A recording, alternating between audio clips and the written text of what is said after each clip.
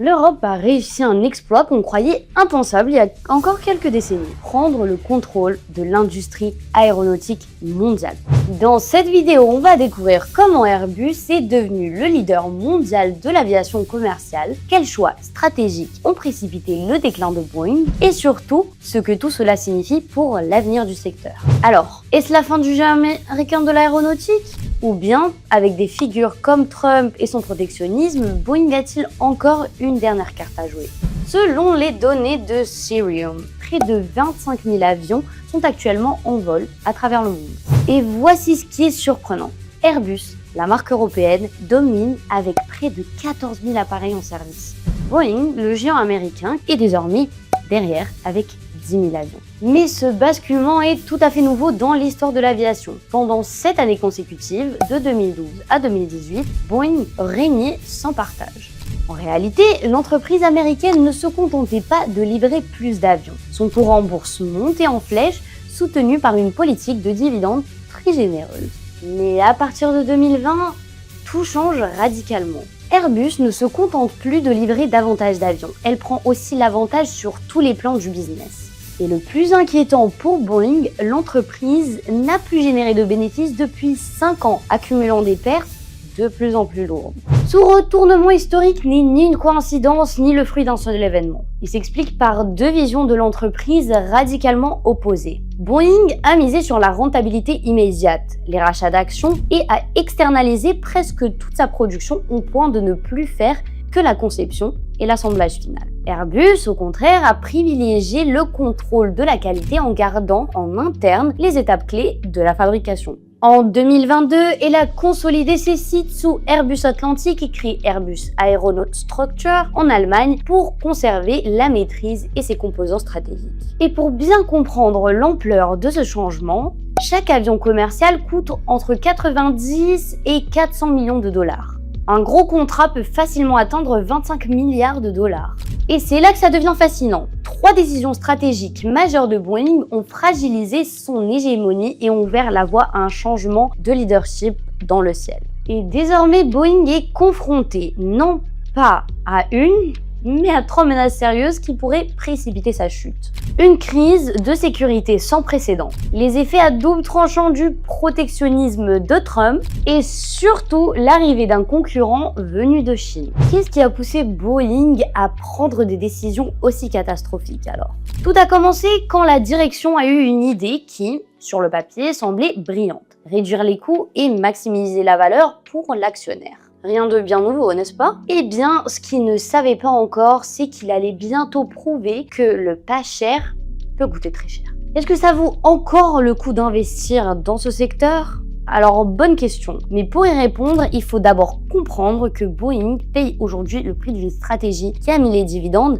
avant la qualité. Le déclin de Boeing a réellement commencé au milieu des années 2000, lorsque la direction a adopté une philosophie centrée presque exclusivement sur 2 objectifs. Réduire les coûts opérationnels et maximiser la valeur pour l'actionnaire à court terme. Une vision qui, en mettant de côté l'excellence technique qui avait fait la réputation de Boeing, a enclenché une spirale descendante. L'exemple le plus frappant de cette stratégie a été la décision de vendre ses usines de fuselage à Spirit AeroSystems, se séparant ainsi de l'un des composants les plus critiques dans la fabrication d'avions. Et ce n'était que le début. Ce processus d'externalisation systématique s'est étendu sur toute la décennie suivante jusqu'à ce que Boeing ne soit plus qu'un assembleur final, se limitant au design et à la vérification de ses appareils. Pendant un temps, la stratégie semblait fonctionner.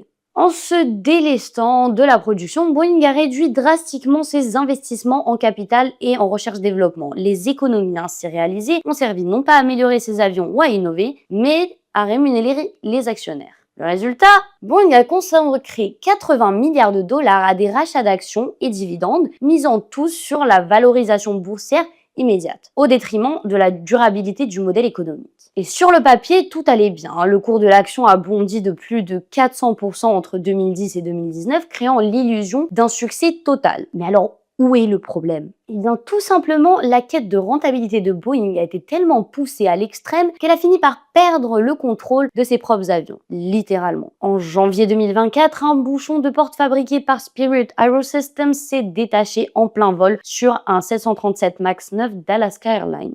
Imagine-toi assis à cette fenêtre et voir une partie de l'avion disparaître d'un coup. Par une chance, aucun passager n'a été blessé, mais ce n'est pas la partie émergée de l'iceberg. Une longue série d'incidents a commencé à remettre en cause la sécurité des avions Boeing.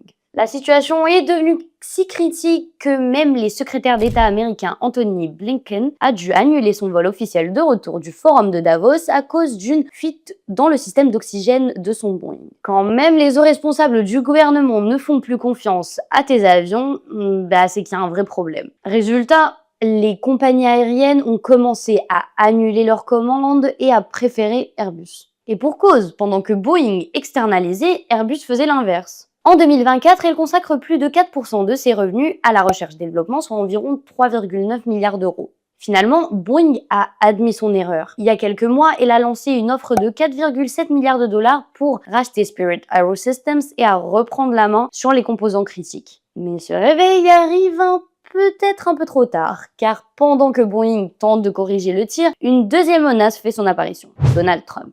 Voici la plus grande ironie de toute cette histoire. Trump a imposé des droits de douane sur les produits européens censés protéger l'industrie américaine, mais qui ont frappé de plein fouet les fournisseurs de Boeing.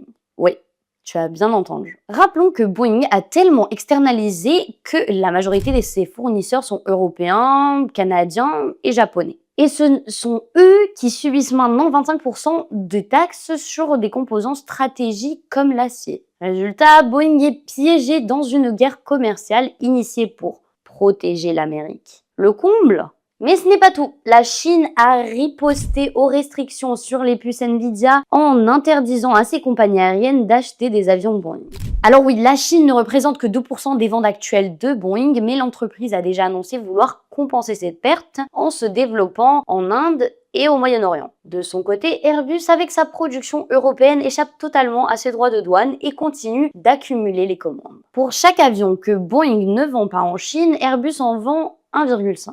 Et pendant que Boeing lutte contre ses fournisseurs et contre la politique de son propre pays, une troisième menace se profile à l'horizon. La troisième menace a un nom, Comac, le constructeur aéronautique chinois. Aujourd'hui, environ 190 avions Comac volent déjà dans les ciels asiatiques. C'est peu comparé aux 25 000 avions commerciaux dans le monde, c'est vrai. Mais voici le chiffre qui devrait inquiéter Boeing. En 2023, 10% des nouveaux avions livrés en Asie étaient des Comac. Il y a moins de 15 ans, à Seattle, l'idée d'un avion chinois concurrentiel, ça faisait rire. Aujourd'hui, le C919 de Comac est certifié non seulement en Chine, mais aussi en Indonésie et a effectué les vols réguliers vers le Laos et le Tadjikistan, et même le Vietnam. Or, l'Asie-Pacifique représente 31% de la flotte mondiale, avec plus de 8100 avions en circulation. C'est le marché qui croît le plus vite, et Boeing est en train d'en être exclu au moment où elle en a le plus besoin. Et si je te disais que le Comac C919 est dans la grande ligne Airbus A320neo Inspire, la Chine s'appuie sur la taille gigantesque de son marché intérieur pour propulser Comac en obligeant ses compagnies aériennes à acheter local. Les projections estiment que Comac pourrait représenter 25% des livraisons asiatiques d'ici 2030. Et son avantage clé, c'est la rapidité. Tandis que Boeing et Airbus ont des délais d'attente de plusieurs années, Comac peut livrer en quelques mois. Boeing est aujourd'hui prise dans une véritable tempête parfaite, une crise de qualité qui a ébranlé la confiance, une guerre commerciale qui l'a pénalisée elle-même et l'émergence d'un nouveau concurrent affamé.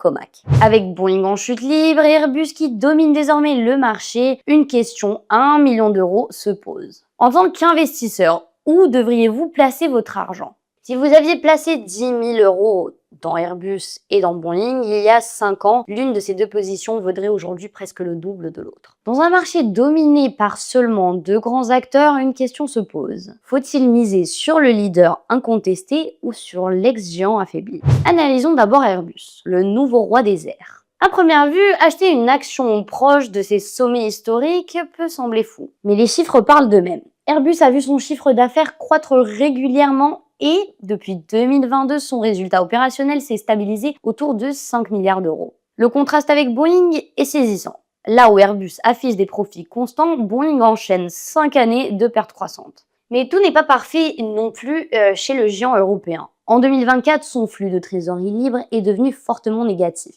Alors, signe de problème à venir ou opportunité cachée? La clé réside dans l'utilisation de ces fonds. Airbus ne jette pas l'argent par les fenêtres. Elle investit dans son avenir. Une intégration verticale de sa production avec Airbus Atlantic et Airbus Aerostructures et le développement du Zero-E, son démonstrateur d'avions à hydrogène. Airbus dépense aujourd'hui pour dominer l'aviation durable de 2035. Une stratégie à l'opposé de celle de Boeing. Côté technique, les derniers reculs ont ramené le cours vers un support solide autour de 123 $, testé plusieurs fois par le marché. Avec un PER de 25 et un dividende en hausse de 20% depuis 2020, Airbus allie croissant et valorisation. Et rappelons-le, il ne s'agit pas d'une start-up prometteuse, mais du premier constructeur aéronautique mondial. Et Boeing alors? Opportunité ou piège de valeur? Boeing a perdu plus de la moitié de sa valeur depuis ses sommets. Naturellement, de nombreux investisseurs contrariens se demandent: le gouvernement américain laissera-t-il vraiment tomber un symbole industriel? L'histoire regorge de géants blessés redevenus des investissements légendaires. General Motors, après 2008, en est un bon exemple. Et Boeing semble enfin reconnaître ses erreurs. Son offre de 4,7 milliards de dollars pour acheter Spirit AeroSystems est un aveu clair des dérivés de l'externalisation. Boeing conserve aussi un pôle défense solide avec des contrats stables et lucratifs. Mais soyons réalistes.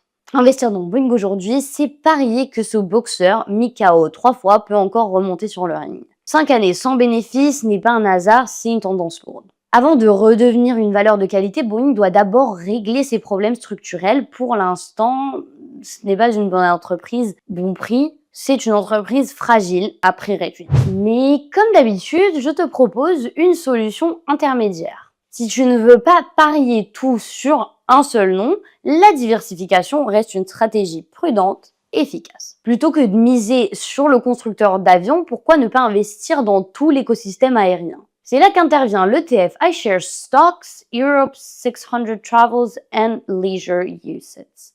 Avec un seul investissement, vous accédez au tourisme européen dans son ensemble, y compris les compagnies aériennes qui achètent aussi bien chez Airbus que chez Boeing. Cet ETF est constitué de 14 entreprises, dont les 10 premières représentent près de 89% de la pondération. De plus, il verse des dividendes jusqu'à 4 fois par an, un rendement d'environ 2% et un TER de 0,46%. Et côté performance, sur les 5 dernières années, l'ETF a progressé de 40%. Mais ce qui impressionne le plus, c'est sa structure en creux et sommet ascendant. Malgré les pandémies, les terrorismes et les crises économiques, le tourisme européen a aujourd'hui rebondi. Actuellement, l'ETF vient de revenir au niveau 0,786 à Fibonacci, ce qui pourrait représenter un point d'entrée idéal avant le prochain rebond. Bref, l'Europe a pris le contrôle du ciel mondial et vous avez désormais 3 façons d'en tirer parti. Miser sur Airbus, le leader incontesté et performant, tenter un pari risqué mais potentiel avec Boeing, en pleine restructuration, ou diversifier intelligemment avec un ETF sur le tourisme européen. L'industrie aérienne traverse un bouleversement historique qui créera des gagnants et des perdants. Et pendant que les États-Unis tentent de regagner le terrain perdu, l'Europe, elle, continue de dominer les airs. Au moins pour la décennie à venir. Au fait, si tu veux découvrir d'autres actions dans lesquelles il pourrait être intéressant d'investir, je t'ai mis juste ici la version la plus récente de notre vidéo avec cette action à fort potentiel pour investir en 2025, et même en période de volatilité. On se retrouve là-bas.